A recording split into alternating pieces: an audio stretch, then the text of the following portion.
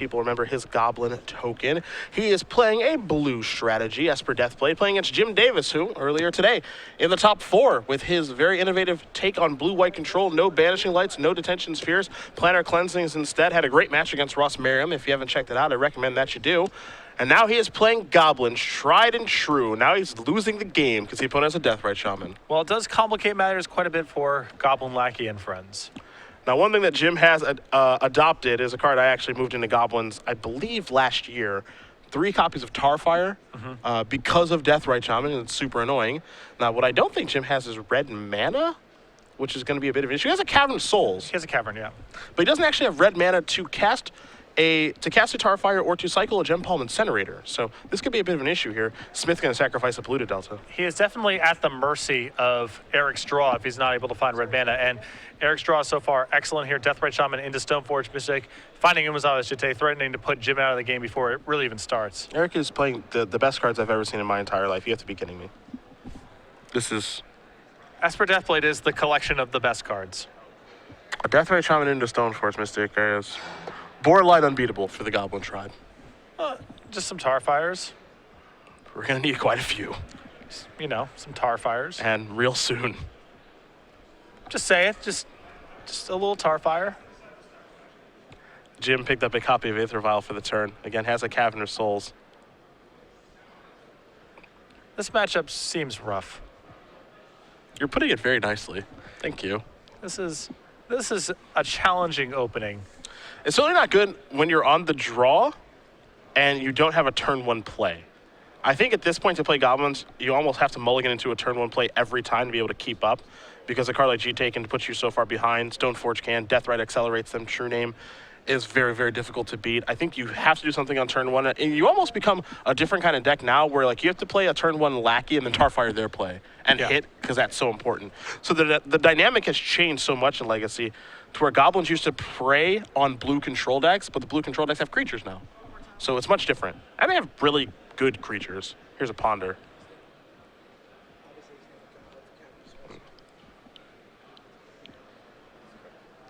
And there is a Tin Street Hooligan in Jim's hand too. So there are some ways for him to try to fight equipment. See Smith going to take a look at some cards here with a Ponder. Currently looking in his hand at a Brainstorm and a Jitte, among other things to do. It is an uphill climb here for the old Goblin strategy, but they can win. I mean, if he's able to just keep Erik from having creatures, which is reasonable when he has Gem Palm Incinerator and Tarfire in his deck, then he's got a shot. Vial going to tick up to 1 here. He certainly needs to find a mountain very soon. Cavern of Souls number 2 comes rolling off the top. Perfect. I mean, it allows him. It will allow him to cast Tin Street Hooligan. Now, of course, what he doesn't want to do is put a Goblin War Chief into play, because there is a non-bow with that and Tin Street Hooligan. Yeah, you cannot pay red and green mana, right? No, and it's a red and a colorless? Yes. Weird. The old non-bow. Cavern of Souls number 2. Going to be naming Goblin, of course. The Goblins get so excited when the War Chief is in play that sometimes they forget about their higher calling. They do. This particular Goblin's goal is to kill an artifact. Davis trying to figure out what he can do about what's going on here. Now, this might be a situation where he just casts Goblin War Chief as a blocker. I could also see him just playing Mog War Marshal. Because Erik has to attack with one of his creatures to get any counters on the Jitte, obviously. I'm sure Jim is thrilled to trade a War Marshal with either Stoneforge Mystic or Deathrite Shaman. Absolutely. Here's Jitte. Gonna tap something here with the port. And the thing about Goblins is it's a critical mass deck. You know, it's one creature by itself isn't going to do anything. And to highlight that, you look at the card Goblin Pile Driver as proof of that effect. Now, the goal is to have a lot of different things in play and swarming your opponent. So the reason Jim didn't cast anything there is because one creature's not going to do anything in this situation. So the Jitte is going to get active, and it's going to get 2 counters on it. But Jim knew that was going to happen anyway because he knows that Erik searched for it. Yep. So now he's able to play Tin Street Hooligan next turn, tick his Vial up to 2, and start to try to grind the game out that way. And if you look at Jim's hand, there's a lot of tools in it. I mean, he's got multiple Lords, a Siege Gang Commander, some real power in that hand. And this all just relies on him kind of playing the role of the control deck and just playing a longer game. Here's another copy of Deathrite Shaman. And with any luck for him, able to get that Siege Gang into play, that's many turns down the road, but, that's the ultimate game plan here. Although, again, Siege Gang fairly anemic until Jim finds multiple sources of red mana. Well, there's number 1 in Snow-Covered Mountain. Jim always playing the snow-covered lands.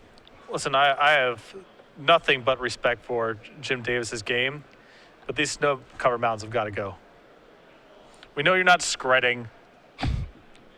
The man likes the snow-covered mountain. How dare you judge him? Does Goblin Rock Sled require snow-covered lands? I actually don't even know if it's a Goblin. I think it's just a Rock Sled. We're going to have to go to the tape. That's really good design. We're going to go to the tape. 10th Street Hooligan is going to come into play, enhanced. Going to take care of the Jite. Smith is going to respond by removing 1 counter to take care of 10th Street and then gain 2 life. So 10th Street has done its job. Now, if he's bluffing Goblin Rock Sled, then I take it all back. It's a good bluff. That's what I think. Jim's trying to figure out what Goblin he wants to cast now. Yeah. He can play Pile Driver or Mog War Marshal, but of course Vial is going to allow him to ambush something. However, if you're Eric Smith and your opponent casts a 2-mana Goblin and you have a Vial on 2, then you have to imagine that, okay, he has another 2-mana Goblin in his hand. So. No, it has nothing to do with snow-covered lands. Never mind. You would think it would. A Rock Sled? You'd think so. Here's a Pile Driver. Just had to check. That's fair. Going to the tape, always a good idea. Deathrite Shaman going to take care of this Pile Driver via Swords to Plowshares. Smith going to untap. He will take a draw. You see his hand Stoneforge, Mystic, Jace, and Brainstorm. Each of those cards better than every single card in the Goblin deck.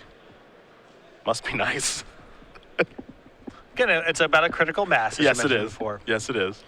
So how significant do you find Batterskull to be in the matchup?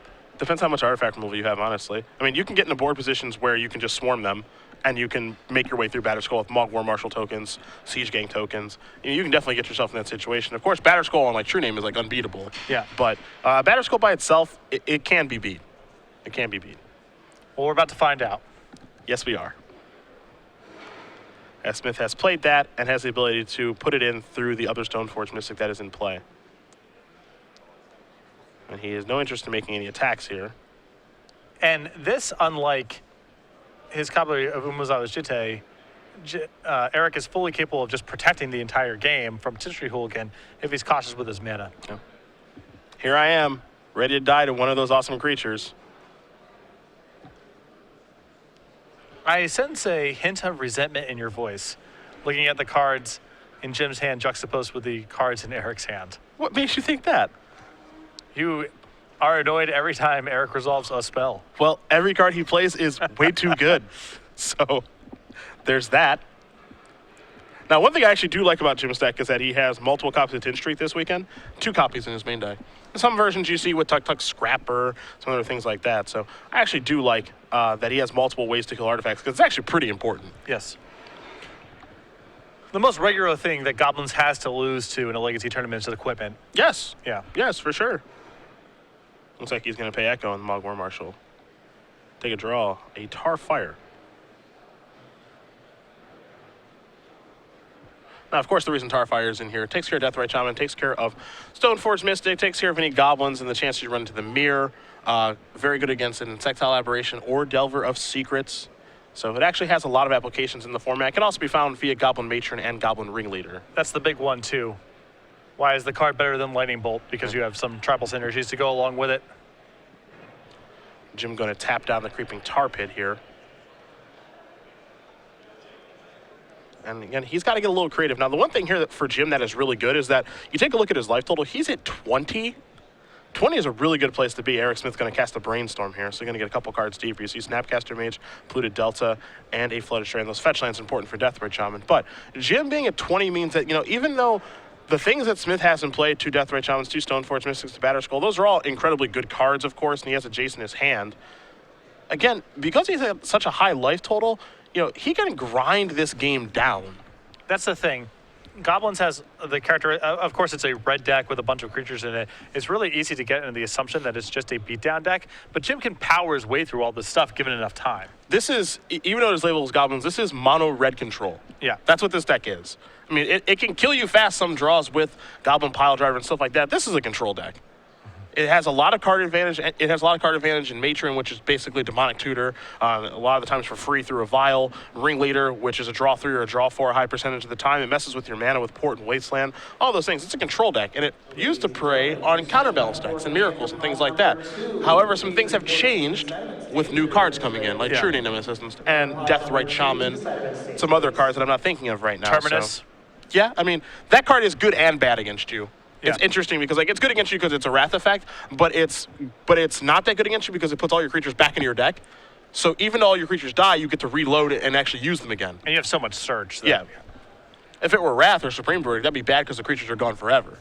Yeah. So Jim is trying to figure out a way that he can snag that Battered Skull with another Tinchery Tool. And part of the reason that he tapped that Creeping Tar Pit, I think, is that his goal was, okay, I will tap another land on your upkeep, or excuse me, on my upkeep, and then Tinchery because you don't have the necessary mana to bounce it. But because he has a Delta and drew a land, like if Jim were, for example, tap an Underground Sea right now, he wouldn't be able to actually Tinchery that because Smith would sacrifice the Delta, and then you have a fetch land for the Deathrite Shaman. And now there's an Arid Mason in the graveyard as well, so that game plan goes a little bit up in smoke. And if Erik only had one Deathrite Shaman, then he could start off by tar firing the Deathrite. Yes. But there's the second Deathrite in play, so. Jimmy had to go searching for a land. He's going to go with a Taiga. Someone on Twitter pointed out to me that Goblin Ski Patrol was the goblin I was thinking of. Oh, of course it is. Why wouldn't it be? Can you bring up Goblin Ski Patrol? Shows how little you know. Yeah. So that's good. Get that bad boy on the screen momentarily. Well, it's probably just like the best card ever. Oh boy, look at the artwork on that. 2 Yeah. mana, 1/1, flying and +2/+0. At the end of turn, it dies? Do you know why? Because it's skiing off the cliff. Ah, yeah. That's the background of the art indicates what's going on Yeah. there, as you can see. Those are my boys. Yeah, and you can only use that power because they need to ski downhill, of course. Yep. You can only use that power if you control a snow-covered mountain. So. I'll tell you, that makes perfect sense to me. And that's a threatening card to vial out. Again, it can block an Insectile Aberration that's flipped. Good to know about these things. Yes. I believe we have found the problem. Nasty Nick 925 on Twitter is upset that there is a creature type Rock Sled but no Giraffe. Well, I think that Goblin Ski Patrol was rolled into the creature type errata. I think it's a goblin now. Fair enough. Because summon Rock Sled's kind of nonsense. A Snapcaster Mage going to join the party here, takes care of the Siege Gang Commander. Now a Thoughtseize.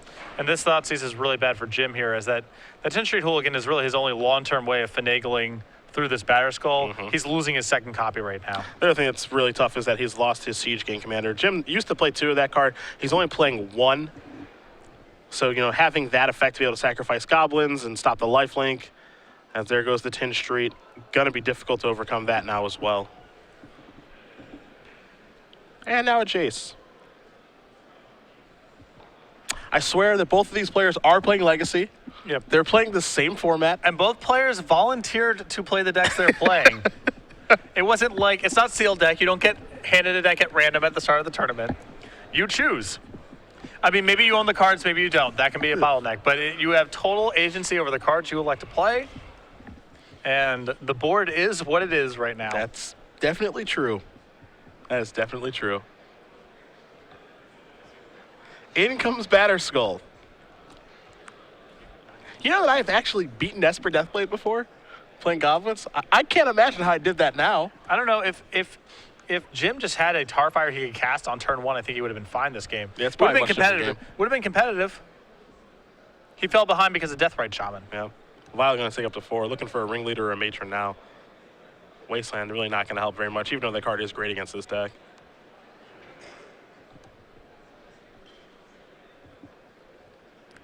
So he is going to put that into play. He's going to fire that out to take care of the Creeping Tar Pit.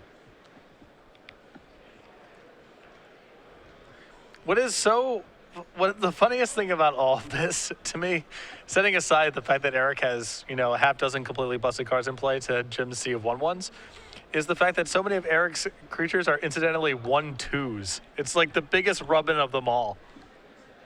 Yeah, neither Stoneforge Mystic or Deathrite should be a 1-2.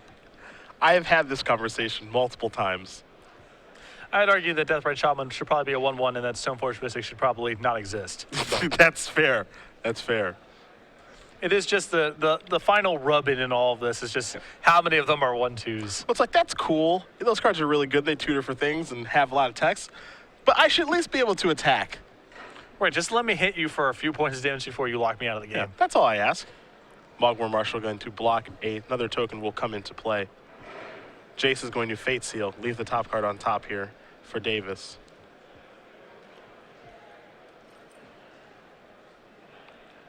Looks like Smith has something else to cast here. It is another copy of Stoneforge Mystic. No more equipment to get, thank heavens.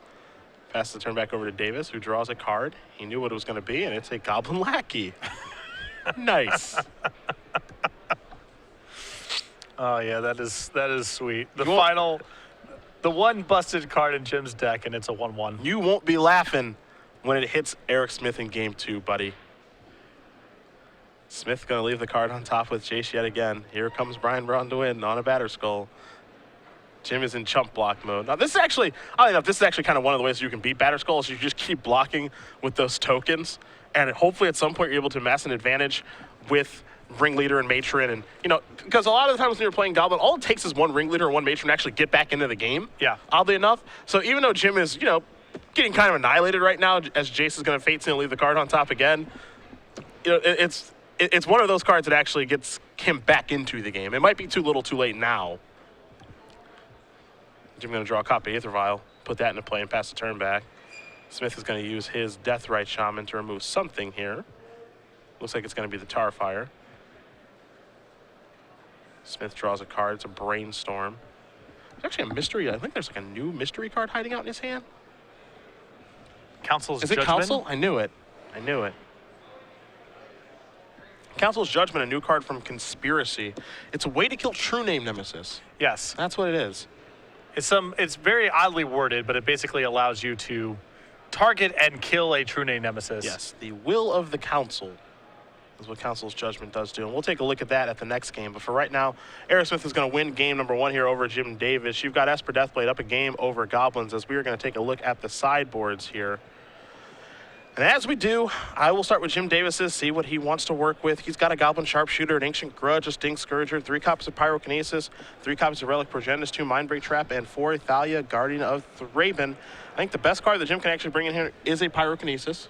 Some number of those as that can take care of Deathrite Shaman, Stoneforge Mystic, and kill Batter Skull. A lot of utility there. Yes, you do have to give up a red card to do so, but if things are going appropriately, your hand will be flush with some red cards that you simply don't need. Yeah, can't cast, or you've just drawn so many extra cards that doesn't really matter. Yeah, so I think that's his best option. Stink Scourger is okay. It can bounce a Germ token sometimes. You can work things around that way. Of course, Stink Scourger can only bounce their creatures. You can't bounce your own and get value that way. Sharpshooter, not really for this matchup, more for Elves. Grudge, I actually kind of like as a one of bringing that in. We saw the power of Batter Skull that game. I imagine if Jim actually does draw a copy of Ancient Grudge, it'll be good. And then, Mindbreak Trap, Thalia, Relic, not really for this matchup. And on Eric's side, 2 Supreme Verdict, 2 Zealous Persecution, a Path to Exile, 3 Surgical Extraction, a Disenchant, a Force of Will, an Inquisition, a Vendilion Click, 2 Spell Pierce, and a False Restore. I like bringing in the Inquisition, as Jim, of course, has no end of powerful, cheap cards. I would bring in the Path, the 2 Zealous Persecutions, and the 2 Supreme Verdicts. Just more creature removal. Pretty straightforward stuff. I was waiting for you to tell me that Erik had Engineered Plague. No. So thanks for holding back on that. Erik is citing into multiple copies of Tividar's Crusade. Yeah, absolutely he is. And of course, a singleton Tividar of Thorn. Because why not? Yeah. If you guys are just joining us at home, Setter Phillips, Patrick Sullivan, Star City Games Open Series here in Providence, Rhode Island. We are 1 week away from our Season 2 Invitational. Ross Merriam does win the last Standard Open of Season 2. With Mono Blue Devotion. He's 3-0 right now here in our Legacy Open, the last of Season 2.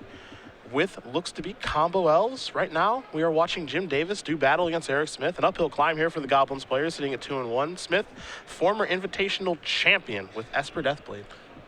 Have you ever been hit with a Tividar's Crusade in your time playing Goblins? Thankfully, I have not. That would be like me asking if you've been hit by a city in a bottle. No, I actually don't mind that. If that ever happened, it can't happen now because the rules changed. But Okay. even back in the day when it could, because that meant that someone wanted it. You know, it's one thing if they beat you with Umazawa's Jitte, because they're not even trying at that point. Sure. Someone cast a Tividar's Crusade. They had you in mind. They wanted to win that matchup. They wanted to play against me Yeah. and beat me with that card. And if that happened, that's cool. I can't be mad about totally that. Fine. Yeah. Sometimes they want it. I remember a match I was playing in Goblins at the Invitational in Indianapolis last year. Playing against, I believe his name was Evan West. He ended up making top 8 that week with Shardless Bug. And I remember game 1, he crushed me. Game 2, we are playing just a long slog it out, back and forth affair, just going at it against each other. I'm resolving ringleaders and matrons, and he is resolving ancestral visions off of Shardlesses and brainstorming and jacing and all these things. And at the end of this 20 or 25 minute game, at the end of the game, he goes, "Man, I didn't know you could keep up with cards with me like that." And I'm like, "Yeah, that was really cool." And then game 2, he just played a Deathrite Shaman Engineered Plague. Good. The game 2 was so much fun. We were just playing Magic, and then game 3, you just turn 1, fetch land, Deathrite, turn 2, E-Plague. You lose. Again, Get out of my tournament. it's all voluntary. It is. It's not a sealed deck. I did choose. Not a sealed deck I tournament. did choose. And he chose his deck, Yeah.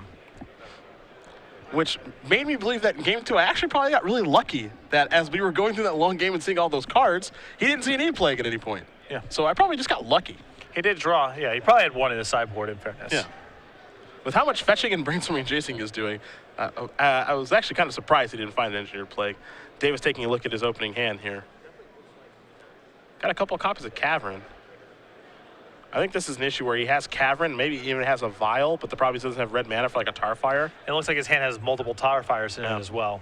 This is one of the things that you have to be really careful of with Cavern of Souls in this deck, simply because, when you're playing Tarfire, you're playing Siege Gang Commander, you're playing Gem Palm Center, you actually need mountains to be able to operate with those cards, and those cards are very time sensitive. So the inability to actually activate Cycle or actually cast Tarfire is a big deal. Davis going to draw a card here. There's a mountain off the top. Here's a Rashad Port, so he's going to tap that down. Made it out of the first turn alive, no Deathrite Shaman. Andrew a mountain. So his hand's fully operational now. Now his hand is functional and good, Yeah. I think. Here's the Marsh Flats. Smith will pass the turn back over to Davis to take a draw. There's a Goblin Ringleader. His hand's really heating up a little bit for Jim.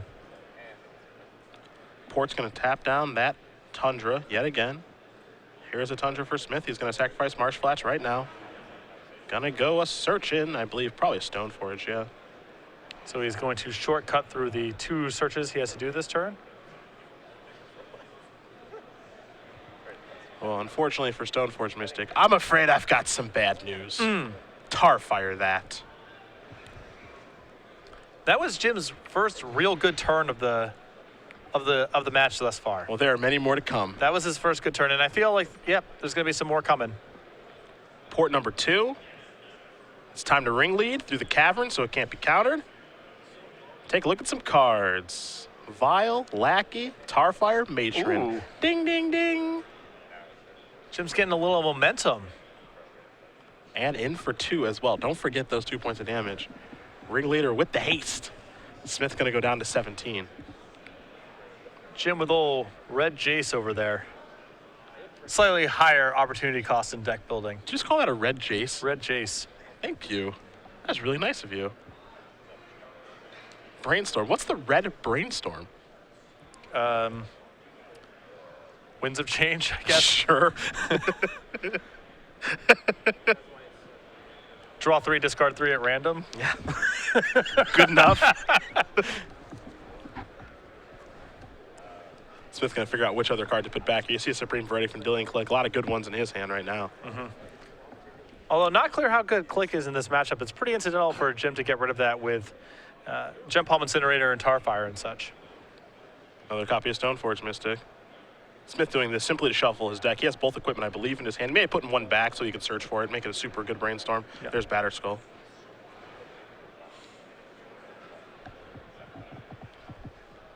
So Jim's Tin Street Hooligans are going to have some work to do this game. They always do. They always do. Davis going to untap. He'll take a draw. Picks up a copy of the War Chief. He's got quite a few Tar Fires in his hand alongside Pyrokinesis, and this is what you spoke to before of plenty of incidental cards to throw away now that Jim's seen so many cards. Yeah, you know, that Goblin Lackey, for example, it isn't getting any better. So that's a good card to throw away to Pyrokinesis. You see Ringleader's going to come in for 2 here. Tarfire is going to get that Stoneforge off the table. Going to make Erik pay full price for a card like Batterskull. Here's another copy of Cavernous Souls. And what Jim is able to do here, we'll see if he wants to commit something else to the board, because now he can start double porting and really go after Erik's lands, because Esper Deathblade has this really expensive and dual land laden mana base, but you can mess with it with Ports and Wastelands. Yeah, and especially now with the he has the ability the following turn, for example, to play a Lackey and port twice again. He can really stunt Erik's development while still advancing his own board. I think if he didn't have a Lackey in his hand, there's more of an argument for just casting stuff this turn, and it looks like Jim's still just going to do that regardless. But I believe there is an argument for just holding up the 2 ports. Port is going to tap something here. I imagine it's the Underground Sea. We'll see if it's a white land, though, and it will be the sea.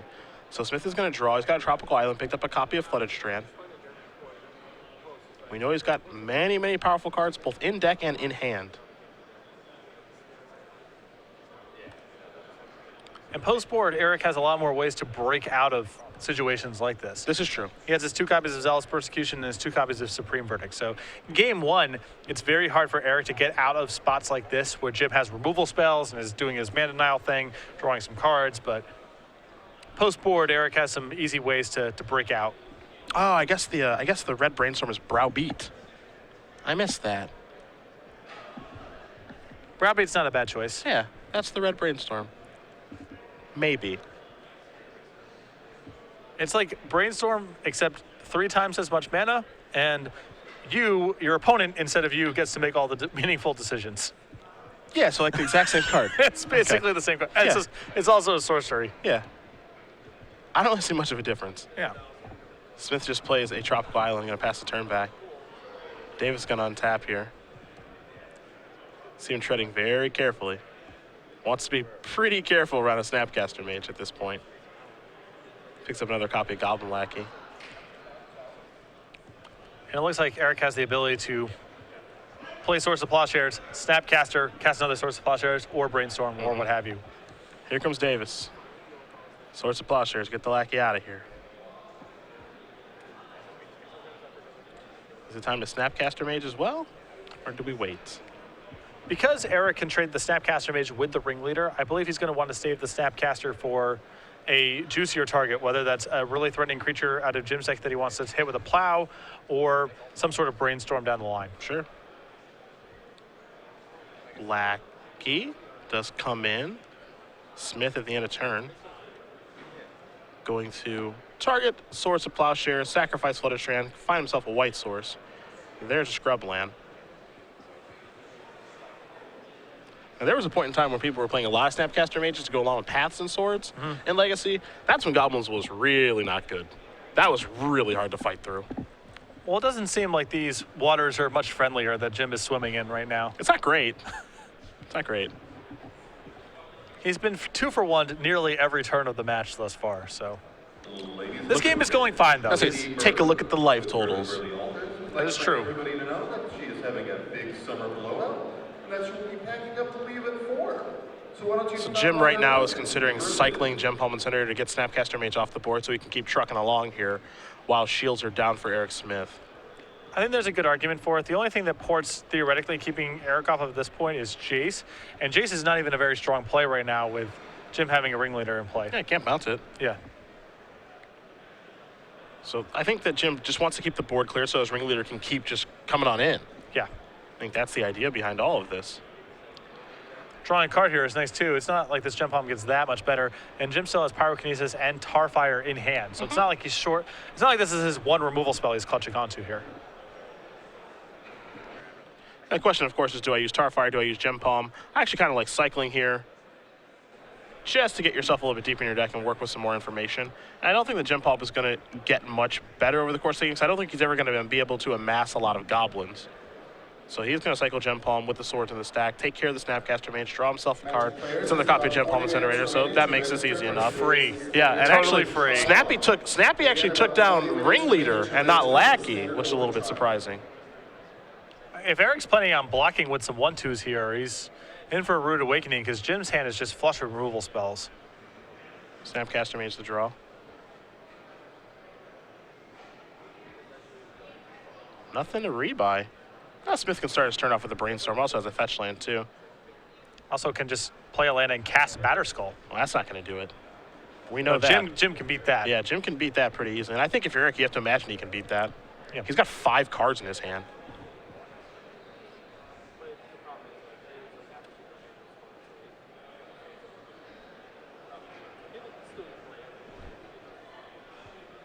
Dirty Pugsley saying, what about Epiphany Storm for the Red Brainstorm? I don't even know what Epiphany Storm is. Do you know what Epiphany Storm is? I cannot tell you the text box. I know the card that's being described, though. Okay. Here's a Brainstorm to start. Path Exile, Jace, Polluted Delta.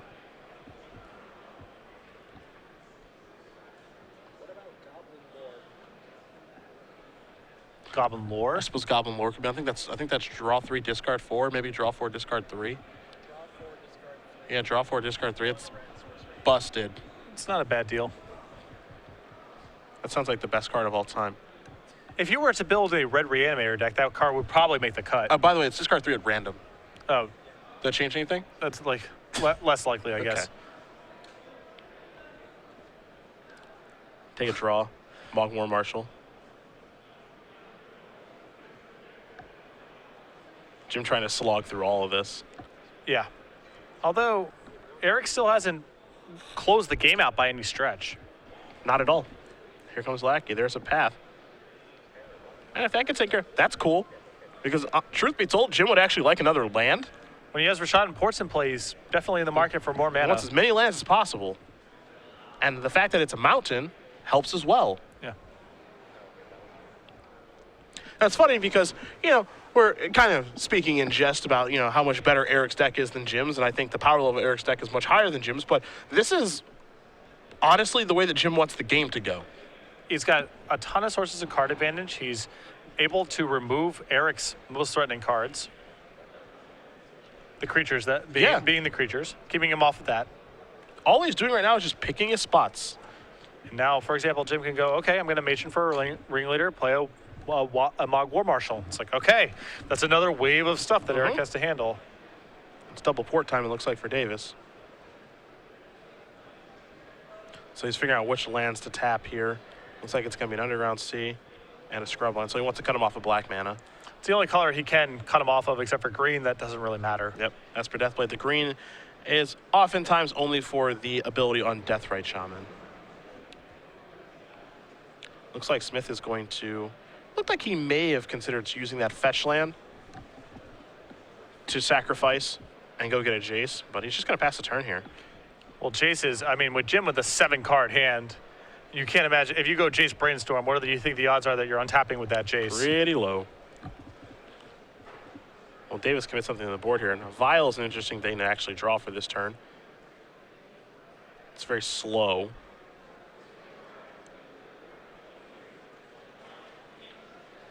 Davis just going to tap 1. I think he is going to commit to the Vial. He's going to commit to this Vial plus, I believe, Port Plan. He may add something more. It looks like maybe Mog War Marshal. Yeah, he's going to add that to the table now, too. See if this will... It will certainly resolve because it's going through the Cavern.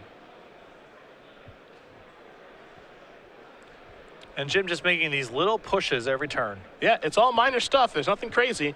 Kind of remember, too, Jim Davis has actually top-aided a Grand Prix playing Goblins before. Yeah. He's also top-aided an extended Grand Prix playing Goblins in Dallas, and then he top-aided an Invitational in Indianapolis many years ago playing Goblins. So he's very experienced in playing this deck.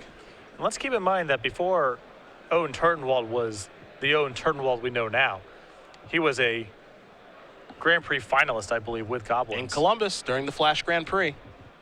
Lost to Steve Staten in the finals. Yeah. That was young Owen. Yeah. Now, to be fair, young Owen was very good. Yeah. Older Owen is phenomenal. There's a long list of masters that have a history with the Goblin tribe. That's true. John Sani, Oh, and Turtwall, Yep. Jim Davis, Max Teets. Looks like we're going to tap something down here with the port. Jim just trying to decide what's it going to be. He says, all right, give me a Tundra. Deathrite Shaman in the draw here. Now, Deathrite Shaman is setting up a pretty juicy pyrokinesis here for Jim as well.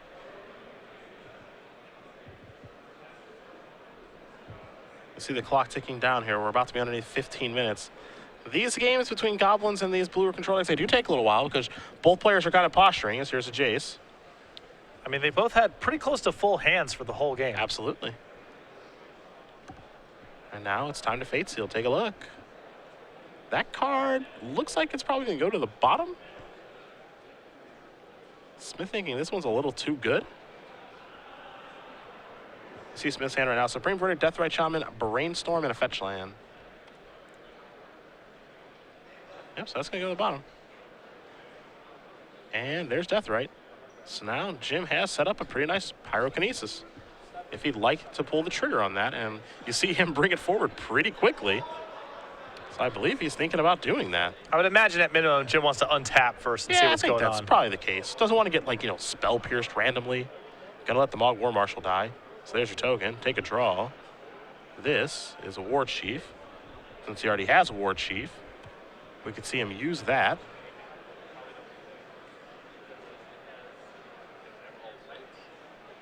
For the pyrokinesis if he'd like. Again, he's been very patient the entire time here. There is pyrokinesis. He's going to move the Tar Fire in his hand, so 2 and 1. Or you can just do 2 and 2. Either way, those things are going to bite the dust unless Smith has a Force of Will. And if he's willing to use Force of Will here, with Supreme Verdict in hand, he still may want to. He will still may just say, okay, that dies. And yep. Davis now takes care of those creatures. If I'm in his spot here, we'll see how much he wants to move in. I think he's trying to figure out if he can kill him. He might actually be able to. He can play War Chief now. Then he can play Matron. He can play other War Chief too. So what he could have done this turn is I think he could have played War Chief, play Matron, and then with the Cavern get a Pile Driver, attack for a whole bunch. But that assumes that he's left Pile Driver in his deck after sideboard. And I think Pile Driver is horrible in this matchup after sideboard. just too many 1-2s and too many plows. Yeah. It should never be able to do this. Now, I think what I would have liked more that turn if I'm Jim is playing War Chief, playing Matron, getting a Ringleader, and I still have got 5 power on the table to kill the Jace in case I do get Verdict or something like that, which looks like is what's going to happen here. Because he doesn't have a great way to refuel now. Verdict's going to clear everything, but more importantly, I actually want another War Chief in my hand for later. Yeah. I think Jim was perhaps worried about a removal spell or something breaking it up, but in any case, a removal spell prevents him from killing the Jace, assuming there's a plow or path going to the War Chief. He's still short. And I'm actually cool if a removal spell breaks that up, because that means my opponent is getting around to fetch land too. Yeah. For future brainstorms and Jaces and stuff like that. So now here's a True Name Nemesis. The Fun Please has arrived.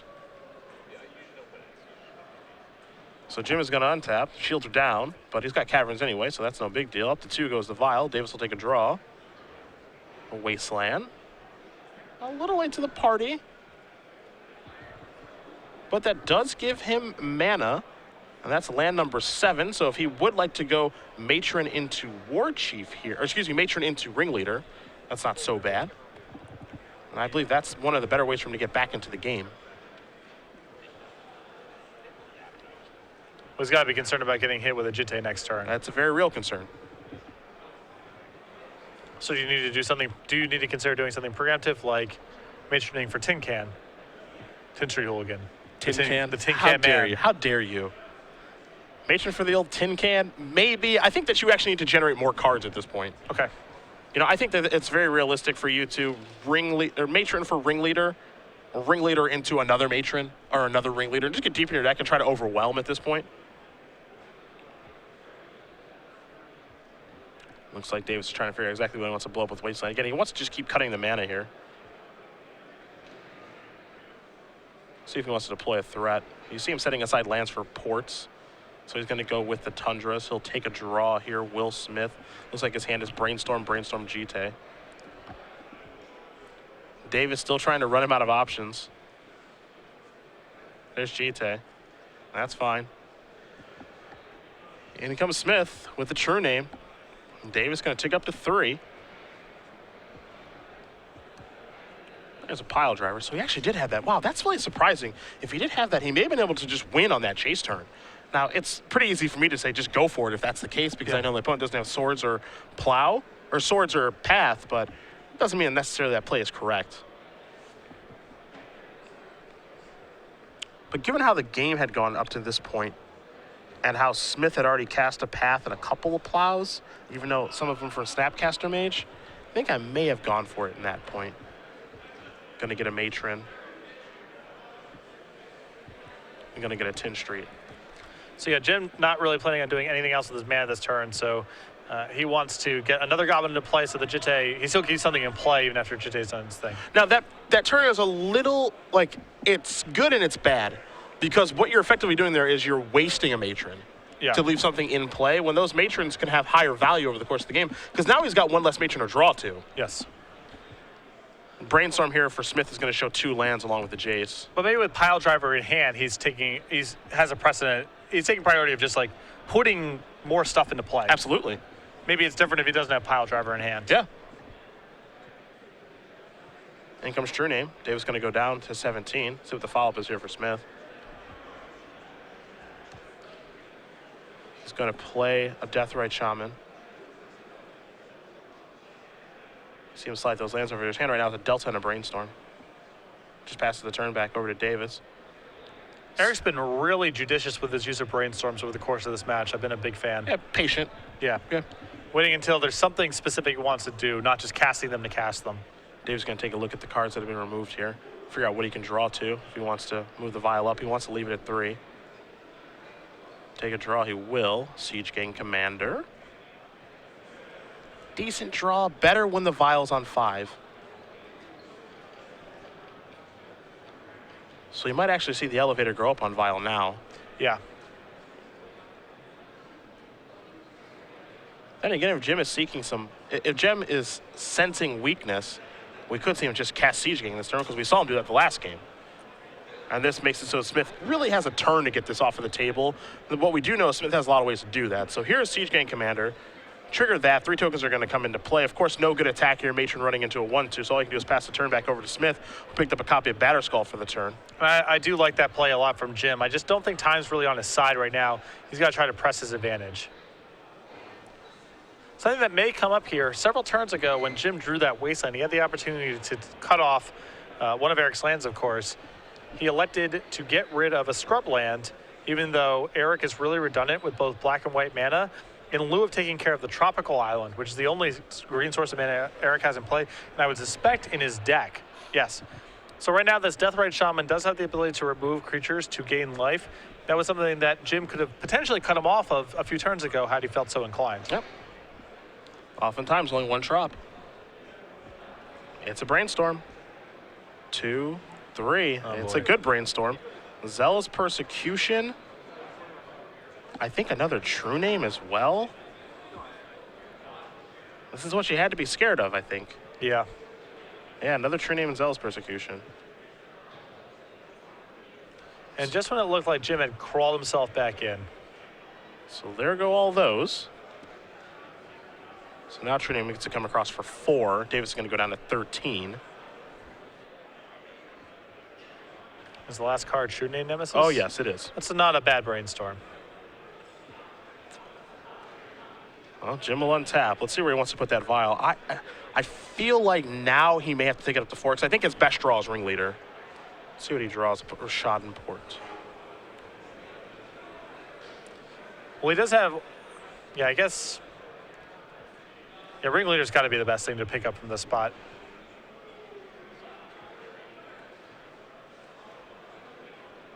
And Davis looks like he's going to go with a pile driver this turn, potentially. I think he's going to want to cycle his Gem Palm Incinerator as well. Yeah. So there is that. Here is this to take care of Deathrite Shaman. Attention legacy players, that is the end of... Fortunately for Davis here, it's removing an instant, I think, because I think it's harder for Jim to win if he's actually, if Smith is gaining life. Yeah. Please raise your hand and call for a judge. If you do not... So Davis goes down to 13. You take a look at how the clock goes here. It goes, if both True Names attack, he goes from 13, it actually goes from 11 to 5. and then 5 to dead. But on the flip side, I think it's difficult for Smith to actually attack here with both. See what his top card is. You see Davis is going to play a copy of Arid Mesa. I believe it is Batter Skull. That makes things hard. But this game is still winnable for Jim next turn. The pile driver does give him some hope. Finds a ringleader, finds a matron. There's that. I think this is a situation he's going to go down to 4. I think this is a situation where you have to take the vial up, because I think you are better off, again, drawing a ringleader and vialing it for free and then casting whatever you draw. Yeah. Because I don't think you have the mana to put in a matron with the vial and then tap 4 mana to cast your ringleader. And I think in this situation, your ringleader is your best draw anyway. So we'll see if he ticks up to 4 if he leaves it at 3.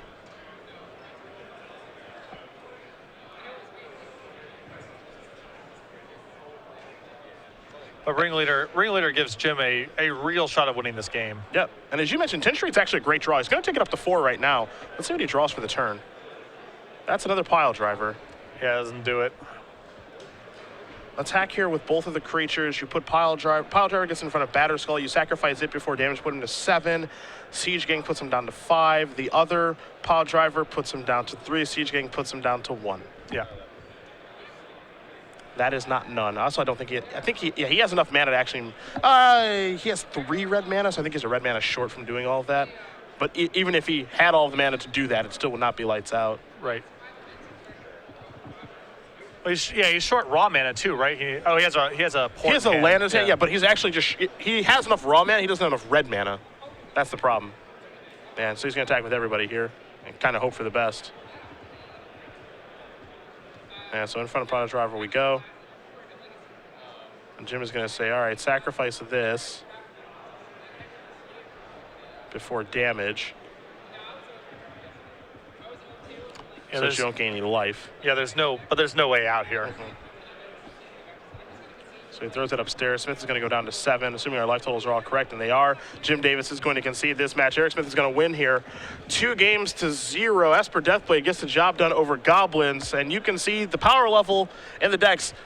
Esper Deathblade is just a high-powered, all-good-stuff deck, and what Goblins is doing is powerful, but it's not as powerful as it used to be. Jim fought so hard that second game, too. Yeah. I mean, there was obviously many of those lines were sculpted over the course of several turns, but again, it's just too many cards that he has to answer immediately or he loses the game. Yep. And that isn't even the end of the match. I mean, there's then the stuff that's happening on the second wave that Erik has access to that is also problematic for Jim. So you saw he was able to mostly handle the equipment element of Jim's deck, which is the thing you associate being the biggest problem. But then the sweepers, Supreme Verdict and Zealous Persecution in the sideboard ended up really dooming Jim that game.